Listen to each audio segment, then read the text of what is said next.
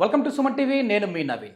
ఈ వీడియో చూస్తున్న మహిళలు ముఖ్యంగా 15 సంవత్సరాల నుంచి 30 సంవత్సరాల మధ్య ఉన్న వాళ్ళైతే ఒక్కసారి మీరు సెల్ఫ్ అసెస్ చేసుకోండి. ఇక్కడ బ్రెస్ట్ పార్ట్లో మీరు ఒక్కసారిగా ఇట్లా ప్రెస్ చేశారు అంటే ఏదైనా కణతలాగా ఒక గడ్డలాగా ఉంది అని అంటే అది కొంచెం ఇబ్బందికరంగానే ఉంటుంది, కొంచెం డేంజర్గానే ఉంటుంది. కానీ ప్రతి కణత ప్రతి గడ్డ కూడా క్యాన్సర్ అయ్యే అవకాశం అయితే కాదు. మరి వీటిని ఏమంటారు? అసలు ఈ కణతలు ఎందుకు ఏర్పడుతూ ఉంటాయి, దీనికి ఎట్లాంటి సర్జరీస్ ఉన్నాయనేది అయితే ఇప్పుడు మనం తెలుసుకుందాం. మనం వచ్చేసేసి ప్రస్తుతం ట్రీట్మెంట్ రేంజ్ హాస్పిటల్లో ఉన్నాము. మనతో ఉన్నారు ప్రముఖ laparoscopic and laser surgeon doctor Kareddy Sridhar Reddy గారు. హాయ్ సార్, నమస్తే అండి. సార్, నిజంగా చాలామంది మహిళలు ఇక్కడ టచ్ చేయగానే ఏదైనా ఒక కణత వచ్చిందంటే భయపడిపోతూ ఉంటారు. అట్లని చెప్పి దాన్ని లైట్ కూడా తీసుకోకూడదు, అట్లని భయపడిపోకూడదు. సో ఏంటంటే ప్రతి కణత క్యాన్సర్కి దారి తీసే విధంగా ఉంటుందా? సో నార్మల్గా వచ్చిన కణతకి క్యాన్సర్ కణతకి డిఫరెన్స్ ఏంటి? సో ఇక్కడ ఏంటంటే బ్రెస్ట్ ఏదైతే ఉందో మీరు బాగా గమనిస్తే కనుక ఈ బ్రెస్ట్ టిష్యూ కనుక గమనిస్తే కనుక ఇక్కడ చారలు చారలుగా ఉన్నదంతా కండరాలు. ఓకేనా? ఈ కండరాల మీద ఫ్యాట్ ఉంటుంది, ఫ్యాట్ మీద ఇక్కడ నిప్పులు అనేది ఉంటుంది. సో ఇక్కడ ఇదేంటంటే ఇదంతా ఫ్యాటే ఉంటుంది కాబట్టి ఇక్కడ ఇంకేం ఉండదు మనకి. ఓకే, సో ఇప్పుడు సెల్ఫ్ ఎగ్జామినేషన్ చేసుకునేటప్పుడు ఒక ఏజ్ గ్రూప్ ప్రకారం చూసుకుంటే కనుక యంగ్ ఏజ్ గ్రూప్స్ అంటే టీనేజ్ కావచ్చు, లేకపోతే యంగ్స్టర్స్ అడల్సెంట్ కానీ ఆ ఏజ్ గ్రూప్ చూసుకుంటే ఒక 15 to 25 30 ఇయర్స్ కానీ చూసుకుంటే కనుక బికాజ్ ఆఫ్ ఈ ఈస్ట్రోజన్ అనే హార్మోన్ వలన అక్కడ మనకు కొన్ని కొవ్వు గడ్డలు అనేవి చేరుతుంది. ఇక్కడ నేను కొవ్వు గడ్డలని ఎందుకు అన్నానంటే అవి క్యాన్సర్ గడ్డలు కావు. ఎందుకంటే మనకి ఎలా భయపెట్టిస్తారు అంటే ఇప్పుడున్న సిచ్యువేషన్లో సెల్ఫ్ బ్రెస్ట్ ఎగ్జామినేషన్ చేసుకోండి, గడ్డ ఉంది అంటే అది ఆ కణితి ఖచ్చితంగా క్యాన్సర్ కణితే అన్న అది మైండ్లోకి తీసుకొచ్చేసారు. కాబట్టి ఇక్కడ ఏంటంటే క్యాన్సర్ కణితికి క్యాన్సర్ కాని కణితికి ఫస్ట్ కొన్ని తేడాలు ఉంటాయి, అది మనం గమనించుకోవాలి.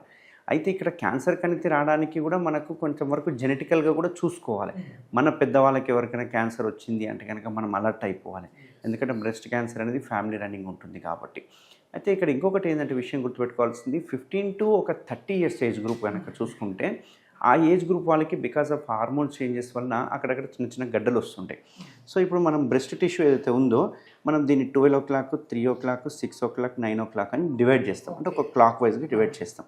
సో మనం సెల్ఫ్ ఎగ్జామినేషన్ చేసుకోవాలి. ఈ పార్ట్లో ఒకసారి, ఈ పార్ట్లో ఒకసారి, ఈ పార్ట్లో ఒకసారి, ఈ పార్ట్లో ఒకసారి సెల్ఫ్ ఎగ్జామినేషన్ చేసుకోవాలి.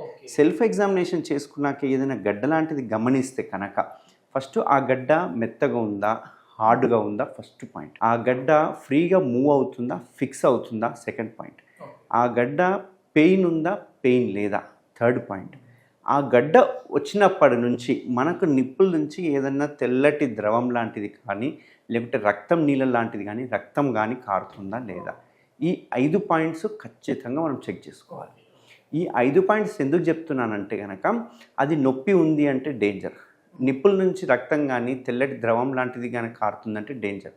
అదే ఒకవేళ అది అంటే మూవ్ అవుతుంది, నొప్పి లేదు అంటే కనుక అది నాన్ క్యాన్సరస్ గడ్డలు అన్నట్టు. యూజువల్గా 15 to 30 ఇయర్స్ ఏజ్ గ్రూప్లో క్యాన్సర్ వచ్చే అవకాశాలు చాలా తక్కువ ఉంటాయి.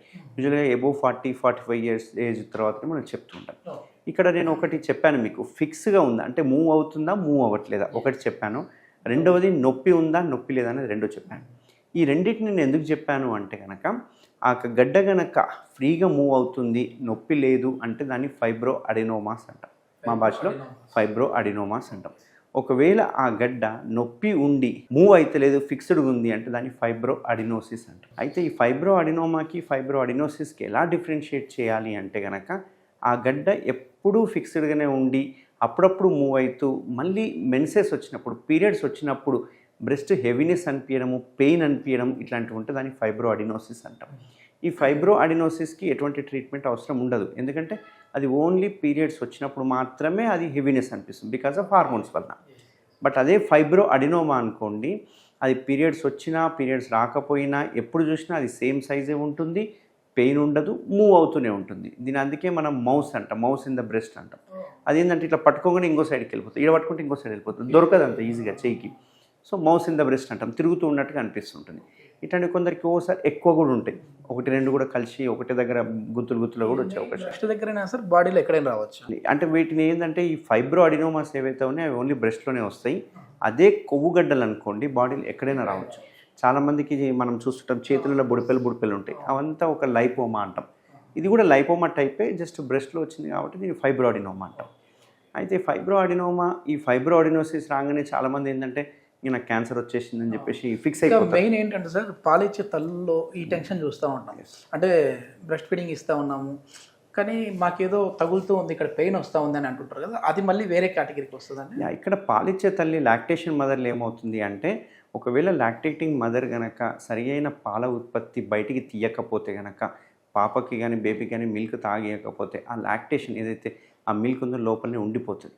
ఉండిపోయిన తర్వాత నిప్పుల్స్ దగ్గర క్రాక్స్ రావడం కానీ కొరకడం కానీ ఇట్లాంటివి చేసినప్పుడు ఏమవుతుందంటే అక్కడ నుంచి సెకండరీ ఇన్ఫెక్షన్ వెళ్ళిపోయి ఆ లోపల ఉన్న మిల్క్ అంతా యాబ్సెస్ చీముగా మారిపోతుంటుంది.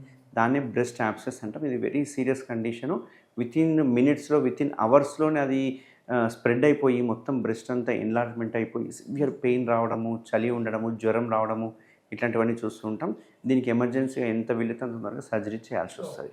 సో అది బ్రెస్ట్ యాబ్సెస్ అంటాం. అది ఓన్లీ పాలిచ్చే తల్లిలో దానిలో చూస్తూ ఉంటాం. బట్ ఈ ఫైబ్రో అడినోసిస్ చూసుకుంటే కనుక ఫైబ్రో అడినోమా నేను చెప్పినట్టుగా 15 to 30 years ఏజ్ గ్రూప్లో వస్తుంది. ఫైబ్రో అడినోసిస్ చూసుకుంటే కనుక 30 to 45, 50 years ఏజ్ గ్రూప్లో వస్తుంది అన్నమాట. సో ఫైబ్రో అడినోసిస్కి just treatment and supportive bras వేసుకుంటే సరిపోతుంది. బట్ ఫైబ్రో అడినోమాస్కి మాత్రం ఖచ్చితంగా సర్జరీ చేయాలి.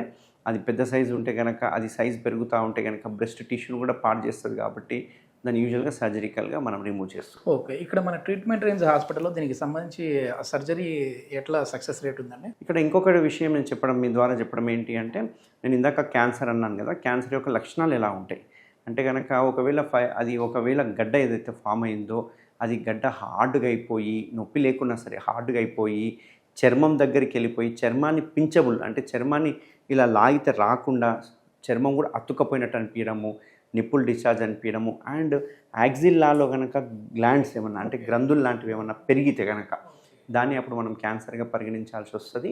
ఇట్లాంటి లక్షణాలు ఉన్న వాళ్ళు మాత్రం ఖచ్చితంగా ఫర్దర్ ఇన్వెస్టిగేషన్ చేయించుకోవాల్సి వస్తుంది. ఈ ఫైబ్రో అడినోమాస్కి మనకు చాలా రకాల ట్రీట్మెంట్స్ ఉంటాయి. అందులో మనం చేసే లేటెస్ట్ ట్రీట్మెంట్ ఏదైతే ఉందో మైక్రోవేవ్ అబ్లేషన్. ఇది చాలా లేటెస్ట్ ట్రీట్మెంట్. ఎందుకంటే ఆడవాళ్ళు అనుకోకుండా ఏమవుతుందంటే 15 to 30 years వాళ్ళు ఏదైనా గడ్డ వచ్చింది అంటే స్కార్ ఫామ్ అవుతుందని ఒక భయంలో ఉంటారు ఆ ఏరియాలో. సో స్కార్ లేకుండా ఏం చేయొచ్చు, ఎందుకంటే మనం కోత పెట్టేసి తీసేయచ్చు, కావాలనుకుంటే చిన్న కోతలోనే తీసేయచ్చు. అయితే ఇప్పుడున్న లేటెస్ట్ సర్జరీలో మనం ఏం చేస్తున్నామంటే ఈ నిప్పుల తర్వాత చుట్టూ ఉండే దాన్ని ఏరియోలా అంటాం. ఈ ఏరియోలానే ఇన్సిషన్ ఇస్తాం, ఇన్చేసి ఇక్కడున్న ఏదైతే ఫైబ్రో అడినోమా ఉందో తీసేస్తాం. దీనివల్ల ఏమవుతుందంటే ఈ ఏరియాలో కొంచెం బ్లాకిష్ పిగ్మెంటేషన్ ఉంటుంది కాబట్టి స్కార్ ఇందులోనే కలిసిపోతుంది, కనపడదు. ఇప్పుడు మనం సపరేట్గా ఇక్కడ ఇచ్చామనుకోండి స్కార్ కనిపిస్తుంది, అదే ఈ లైన్లో ఇచ్చామనుకోండి స్కార్ కనపడదు. దీనికంటే లేటెస్ట్ టెక్నిక్ ఏంటి అంటే మైక్రోవేవ్ అబ్లేషన్. ఈ మైక్రోవేవ్ అబ్లేషన్ అంటే ఒక మిషన్ ఉంటుంది, అది లేజర్ టైప్ మిషనే. ఈ లేజర్ మిషన్లో ఏం చేస్తామంటే ఒక చిన్న ప్రోబ్ ఉంటుంది, మనం అల్ట్రాసౌండ్లో చూసుకొని ఆ ప్రోబ్ ద్వారా లోపలికి పెట్టేసేసి దాన్ని అబ్లేషన్ చేస్తాం, కాల్చేస్తాం. ఈ కాల్చడం వల్ల ఏమవుతుందంటే స్లోగా అది అబ్జార్బ్ అయిపోతుంది అన్నట్టు, అబ్జార్బ్ అయిపోయి మాయమైపోతుంది.